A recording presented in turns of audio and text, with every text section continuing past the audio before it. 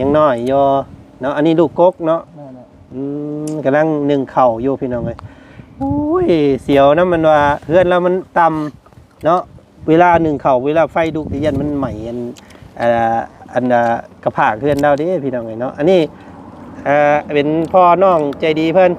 เนาะสบายดีไอ้หน่อยเนาะเนาะนึ่งเข่ากินกับยังมื้อนี่บ่นั่นบ่ฮะตำรวจลานเพิ่นบ่จับบ่งานจีนเผาเอางานจีนเผาของงานต่างเผาของงานให้เพิ่นเนาะว่ายังไงลูกบ่ได้อยู่นำครอบครัวนะเนาะบ่ยามนอนนี่ไปแยกย้ายกันไปหานอนมันบ่มีได้เฮ็ดได้ซั่นเนาะนี่เนาะเดี๋ยวบ่ตะกี้ไว้ปึ๊บโอ้มันขาดไปแล้วอันหวดเราก็ได้จริงเลยนะปึ๊บจุ่มแม่มัดมือก็ย่ออะไรเด้อเรามันเหี่ยได้มันขาดเด้อปึ๊บเย้ปึ๊บเอาเยอะ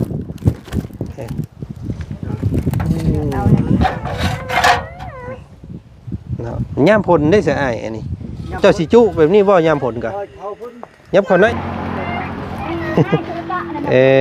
เนาะนี่พี่น้องดีกว่าย่างเด้เนาะพี่น้องเนาะ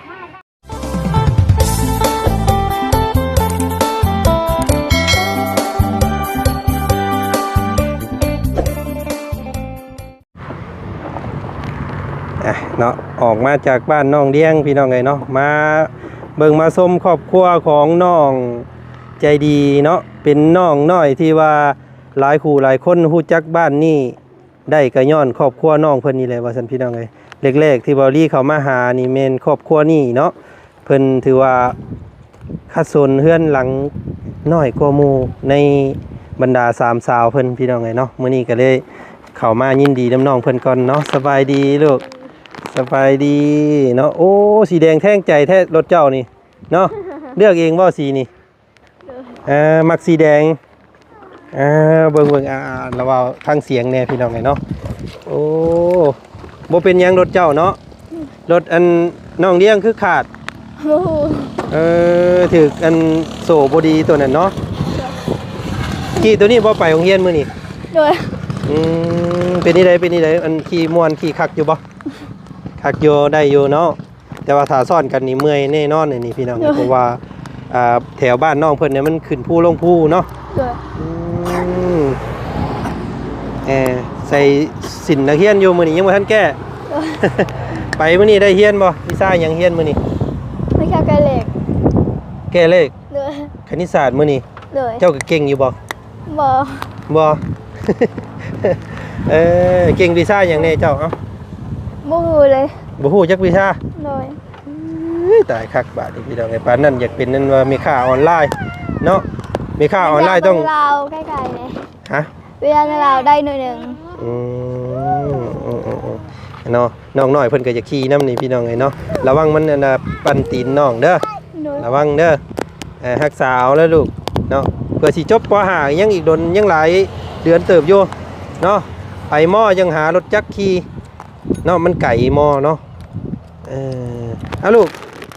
มุ้ยยังมาต้อนแล้วเอาขนมมาฝากเนาะ2 อันเด้อขอบใจเด้อเดี๋ยวอันนี้น้องเจ้าปั่นน้องกินลูกล่ะปั่นกันไม่ล่ะเนาะซื้อได้ไหนหมอหน่อยนี่ซื้อยังซื้อพิมพ์ซื้อแหละก็ได้อะไรอะไรนั่นแหละอะไรเนาะกำลังเฮ็ดหยังอยู่เพิ่นพาไอ้ไปเบิ่งเนี่ยพ่อเจ้าบ่อน่ะมายังบ่เคยเห็นพ่อเจ้าจักเทื่อได้นี่พี่น้องเนาะเป็นครั้งแรกที่มาพบมาพ้อกันมื้อนี้โอ้เพิ่นก็นั่งนึ่งข้าวอีลูกมานั่งเฮียงแม่พี่เจ้าเนาะคือกันขนาดกับแม่เนาะพี่น้องเนาะสบายดีสบายดีสบายดีเนาะเอิ้นเพิ่นบ่ได้นี่เนาะเฮาใหญ่กว่าเราได้นี่พี่จักปีก็เจ้านะ28ปี28ปีนี่28โอ้เป็นน้องอยู่ซะเอิ้นสาวเลยกันซะเนาะยังน้อยอยู่เนาะอันนี้ลูกกกเนาะกำลังนึ่งเข่าอยู่พี่น้องเอ้ยโอ้ยเสียวนะมันว่าเพื่อนเรามันต่ เนาะเวลาหนึ่งเข่าเวลาไฟดุยันมันใหม่อันกระผากเพื่อนเราเด้พี่น้องเนาะอันนี้เป็นพ่อน้องใจดีเพิ่นเนาะสบายดีอ้ายหน่อยเนาะเนาะหนึ่งเข่ากินกับยังมื้อนี่ กินนั่นแกงหอยกะลาหอย โอ้ กินกับเมียน้องให้เลย โอ้กับมีเนาะ โดย ต้มมีเอาพี่น้องไงอ้ายขอโทษเด้อซื้อนี่ใดก็อ้าย คำลา ซื้ออ้ายคำลา ก็ โอ้จักปีเด้อเจ้า 30 โอ้ซ้ำกันกับข่อยแล้วสันเนาะ33 34ได้ข่อยก็ได้ซ้ำกันเนาะ อายุพี่น้องไงเนาะอยู่เฮือนมื้อนี้ นั่นแหละ เราบ่ได้เฮ็ดเวียกบ่มื้อนี้ บ่บ้านนี้ก็อยู่เฮือน โอ้ฝากเวียกเฮ็ดเวียกหยังแต่ละมื้อ ได้เฮ็ดเวียกยังเขาให้ทางว่าทางป่านะ อ๋อรับจ้างทางป่า นั่นแหละ เป็นมื้อเพิ่นให้มื้อเท่าใด มื้อนี้150,000 โอ้ยถือว่าดีอยู่ได้เนาะแต่ว่ามันบ่ได้ทางคู่มื้อบัดนี้เนาะ บ่ได้ทางคู่มือก็ทางมือก็บ่ได้ทางนะ เอาพอดีแล้วสัตว์พี่น้องไงเนาะทางพ่อแม่เพิ่นอยู่น้ำกันเพิ่นนี่คบกันเลยเนาะมีทาง FC หลายคู่หลายคนโยเพิ่นว่าโอ้ยเนาะเพื่อนน้องเพิ่นนี่ถือว่าสุดๆก็หมู่ว่าซั่นเนาะ รับนอนเนี่ยใดเด้พี่น้องไงเนาะบอกพัดลมประตูมันพัดเนาะประตูเพื่อนน้องเพิ่นใหญ่คำว่าสมมุติว่ามันสูงนี่อย่ามันไปแล้วนี่พี่น้องไงเนาะ สู้กับกาอยู่ทำ เนาะ ลม หลักของราคามันนี่ยังโอเคอยู่แต่ว่าตัวพากระตาดนี่เนาะมันแต่ดนเนาะน้องกันว่าใจดีแล้วฮักเอาอ้อยไผ่เบิดแหละพี่น้อง เนาะมันก็เลยเหียนเบิดแหละเนาะไม่มันก็ฮักเบิดได้ทั้งลุมเนาะ หักมาเลยไม่บ่มีเท่านี้ก็ตัดหมดเลยชวนมันชวนป่วยไปแล้ว อ๋อ ในเก่าแต่ที่ยังได้อยู่ เนาะเป็นแปดเบิดแหละเนาะเป็นไม้แข็งเป็นไม้ที่เขาจะเฮ็ดเฮือนได้นี่มันเบิดแหละพี่น้อง ชวนป่วยชวนมันเลยไปครับ สิเฮ็ดได้สักพี่น้องเลยเนาะหลายคนอยู่เพิ่นคอมเมนต์มาว่าทางทีมงานว่าซั่นเนาะทีมงานเขาบ่จันทั้งบ่เตียงบ่รีบ่ทุกๆคนที่เข้ามาหานี่ว่าซั่นเนาะพากันเก็บกันผู้ละเล็กน้อยๆแล้วซื้ออันผากระตาดมาแอมให้เราใหม่บ่ได้บ่ว่าซั่นพี่น้องเอ้ยสมมุติว่าซุมเฮาซื้อผากระจาดมาให้ใหม่นี่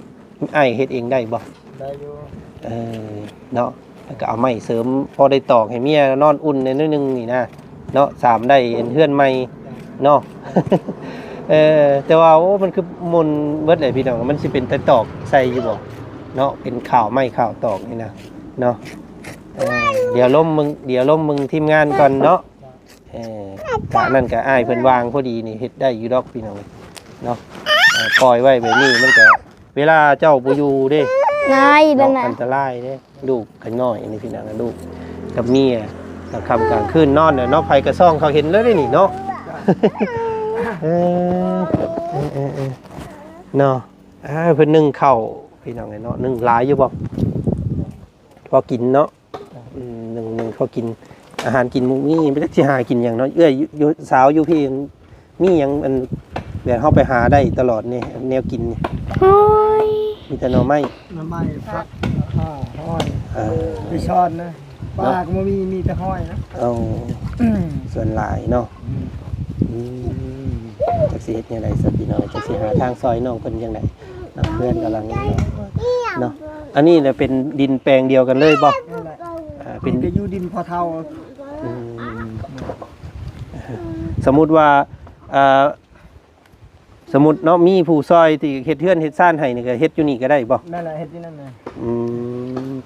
ยันว่ามันเป็นดินของทางพ่อเฒ่าเพิ่นยันเพิ่นบ่ให้นะ เขาก็ให้ พอเท่าให้เยอะ ยันว่ามีปัญหากันพี่น้อง ก็กินตัวนี้กับกินพอเขาจริงๆนะนั่นนี่เขาปั่นให้กิน พี่น้องไปเนาะจะได้เห็นทางผู้เป็นพ่อน้องใจดีเพิ่นมื้อนี้เนาะหลายคู่หลายคนก็นี่แหละพี่น้องเนาะฮู้จักกันหมู่บ้านนี้ได้ก็ย้อนน้องเพิ่นนี่กับแม่เพิ่นนี่เนาะบ่าวลี่ว่ามาหามื้อแรกๆเนาะชื่อเพิ่นอยู่บ่ คือได้ลืมแล้ว เป็นครอบครัวน้อยๆเนาะพอดีงามซั่นพี่น้องเอ้ยเนาะลูกบ่หลายเอาซ้ำนี่ก็ถือว่าเพียงพอเนาะหลายกว่านี้ก็บ่ไหวได้เลี้ยงเพิ่นนี่พี่น้องแต่นี่ก็จักสิหาเงินใช้ส่งเพิ่นเรียนเนาะบ่สาวอันกล้าสิให้เราเรียนฮอดปอใดนี่ จับเลย กูละมัน ครับ นักเรียนกับสุดเดียว เพื่อนไปนี่เด้เฮ็ดได้มื้ออื่น เปื้อน บ่ลู เนี่ ก ยจะนุ่งเสื้อนี่นุ่งเสื้อนักเรียนกับซักอะไรเป็นกับเพื่อนเดียว เปื้อนเสื้อก็เปื้อนไปเลยเนาะอาบน้ำอาบในนี่ไปอาบอยู่หั่นเนาะแต่ว่าหิวเอาพี่น้องเวลาล้างถ้วยล้างบวมก็ซ้ำดอกเป็นพุ่นนะเป็นมุงเนาะเป็นมุงล่างเป็นมุงอาบเป็นนั่นน่ะเนาะเบิดเลยพี่น้องเอ้ยบันไดนี่บ่มีแต่ใดมาบ่เฮือนนี่หรือว่ามันเคยมีอยู่ มีเยอะกันได้มันหักแบบนี้ มันฮักได้กระทิ่มเลย นั่นแหละเก่าแบบนี้อยู่ เอ้ยเนาะมันหักถูกกินกับ กูน้อยนี่ล่มนี่บอลปองปลาหักนี่ สอดตะลุ่มพี่ได้เนาะสะดุ เบื้องเรื่องอยู่ข้างตีนมันน่ะเบื้องเรื่องอยู่ลุ่ม จักสิว่าแนวใดไม้นะไม้มันบ่มีเนาะ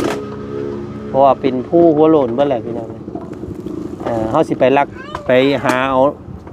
มันก็เป็นดินของผู้อีกเนาะยันหมู่ห้าอีกบาท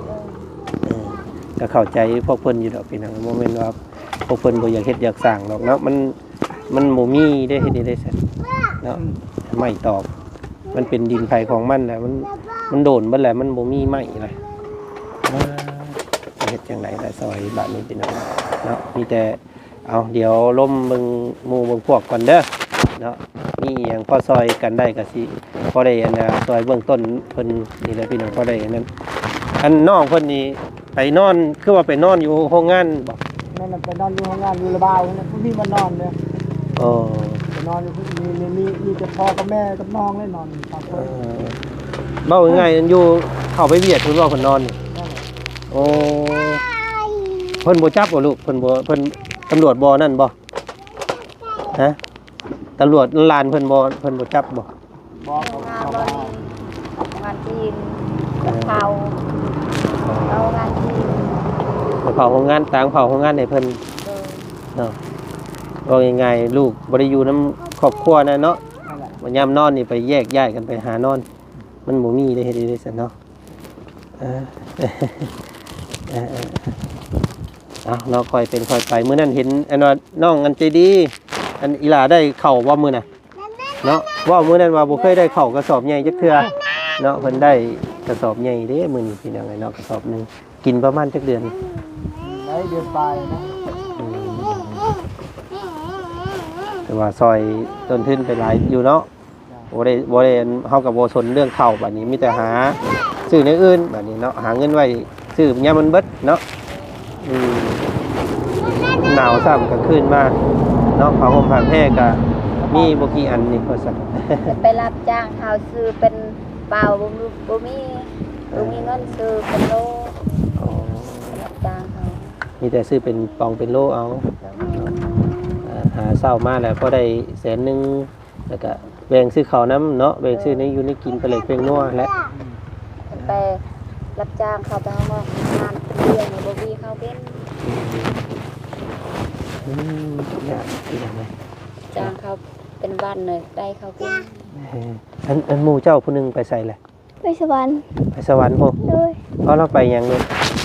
ไปวันไม่เสาเลย อ๋อเพิ่นเป็นคนอันนั้นว่าเป็นเพิ่นเบิ่งกินตุ๊จีนใช่บ่ ด้วย กุดจีนหรือว่ากุดเวียดเนาะกุดจีนกุดเวียดมื้อนี้ได้มื้อพี่น้องไงมื้อวานกินแต่มื้อวานนี่พุ่นเนาะอยู่ห้านค้าห้านขายแถวนี้ปิดไปเลยเป็นห้านเวียดห้านหยังพี่น้องบ่มีเย็นอ่อนซ่อนเนาะแผ่นดินจนเดิงเพิ่นกลับบ้านเบิด เนาะอ๋อน้องถ้าต้อนน้องกันก็ต้อนข้าวต้มใหญ่น้ำน้องกันว่าแต่งกิ่งเพิ่นเด้อซะเด้อเนาะเรามาเราได้อันข้าวต้มใหญ่มาได้นี่เนาะซึ่งเจ้าบ่ได้บ่ไปโรงงานจีนบ่ได้บ่เพิ่นบ่เอาให้บ่ ดินไปมาพี่นะเลยจะเผาเชื่อ อืมมีแต่คนลาวเฮาเผาซื่อ นั่นแหละ ๆยันว่าเพิ่นเป็นกุดแบบซี่แต่ยันเพิ่นแจกอันแตะเอียเนาะแจกซอง เอ้ยเนาะสุกแล้วบ่เข้าหั่น về rồi เบิ่งโยหันลูกเบิ่งให้หลาเพิ่นช่วยให้เบิ่งแหน่นะ bà mới có เบิ่งโย về gọi cụ cho nhau ไอ้อันโอ้เอา1เข่า1เข่านี่ để cụ เนาะ cho mà เดี๋ยวบ่ cái kia vậy โอ้มันขาดไปแล้วอันหัวเราก็ได้ จริงเลย นะปึ๊บ chúng mày bắt ở một cái nhau อ่ะอะไรอ่ะ เด้อเรามันเหี่ยได้มันขาดเด้อ เย้ย เอาเยอะ đầu này เนาะย่ามผลได้เสียอ้ายอันนี้เจ้าสิจุแบบนี้บ่ย่ามผลกะ เขาพุ่น ยับเข้าในอีก เขาใน เนาะมันต่ำซ้ำเพื่อนดาวก็ได้ โอ้ย มันก็ซ้ำอุดห้างหนูพอแล้วนี่เนาะจุไฟแต่ละเทื่อเฮ็ดตั้งแต่โดนแล้วบ่เฮือนนี่ โดนแล้ว ไหนมุดแกะกับปากกาจา เห็นได้ยินแม่น้องเพิ่นว่าตั้งแต่น้องเพิ่น ปอดกระดานเอาเนี่ยป่ะ น้อย ตัวมุดอ่ะไหนเอามาพีป่ะได้ปีเลยได้เหมือน ได้ยินว่าอ้ายก็ได้ป้าน้องเพิ่นไปหลายปีเติบเนาะ ตัวมุดอ่ะอ้าวป้า แล้วก็ขับขึ้นมาเนาะยังหักยังแพงกันคือเก่าแล้วก็กลับมาเนาะ ไม่ได้จริงๆกับไปซีจ้า เอ้ นะ ยเป็นยังไงโอ้ยันมันยันใหม่เวลาเราขึ้นไปนอนกันขึ้นอย่างเงี้ยมันสรุปลงได้พี่น้องเลยเนาะ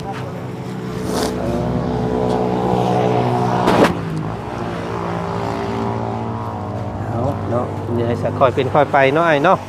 คอยอดคอยออมคอยหาซอกหานี่แหละพี่น้องความยากจนมันก็ยากย่านคนขยันดอกเนาะคำเฮาขยันคำมันเฮ็ดมันยังกับคอยเป็นไป anh pha hơn cả thịt hạt anh như cái lúc มันผัดลมผัดมาแห้งๆนี่โอ้ยเนาะ นั่นก็บ่มีนะเอาเลยทุกอย่างน้องเลย เอาน้ำก็บ่มี เนาะจักสิว่าจังไดพี่น้องเอ้ยอนาคตน้องเพิ่นก็จักสิได้เฮียนฮอดใส่เนาะก็ยังบ่ฮู้น้องเพิ่นก็ได้ เอ้ยเนาะอีหลามาแล้วว่าสิไปปะก่อนบัดนี้เนาะเดี๋ยวมื้ออื่นเพิ่นได้สิเข้าไปหาใหม่อีกเด้อ เลย ไปโรงเรียนบ่มื้ออื่นนี่ เลย ไปคือเก่าเอาเดี๋ยวทางเห็นว่าทางบ่าวบุญเพิ่นสิมีเบื้องต้นมาให้อีกโยจักสิมีหยังแถวรุ่นเบิ่งเด้อเนาะบ่าวบุญเพิ่นยังสิมีอันค่าไปโรงเรียนบ่พี่น้องเอ้ยเนาะทางพ่อใจดีเพิ่นมอบมาให้อยู่ว่าซั่นเนาะมีแต่รักษาเอาเนาะไปโรงเรียนก็ระมัดระวังเด้อขี่รถเด้อ เลย เนาะ มันเอาดึงมามือเช้าแกะก่อน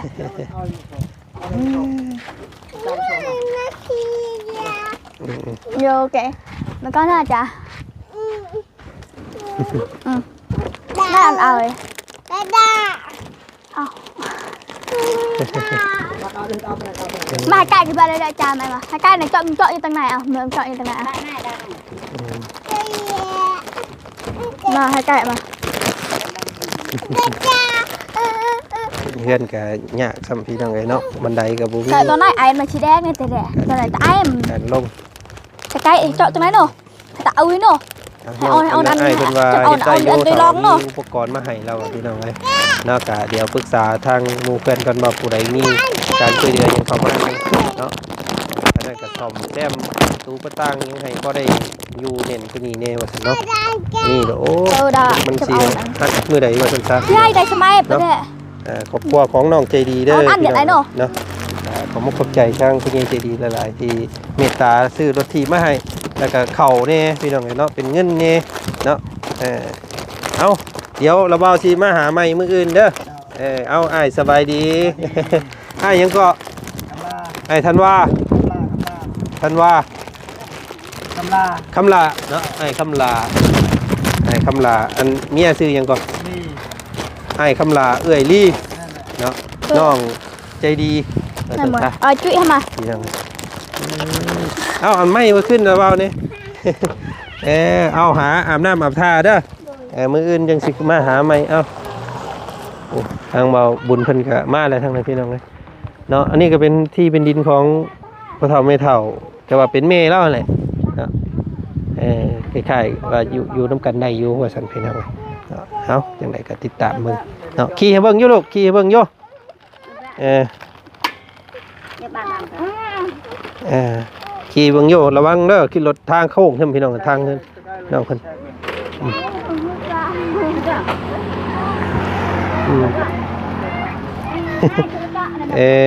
เนาะนี่พี่น้องดีกว่าย่างเด้เนาะพี่น้องเนาะดีกว่าย่างหลายแหละพี่น้องจังไดก็ติดตามเบิ่งชมสิมีการช่วยเหลือน้องพวกน้องๆเพิ่นยังขึ้นมาอีกแน่เนาะมื้อนี้ทางบ่จันขอตัวกอดพี่น้องเลยเนาะก็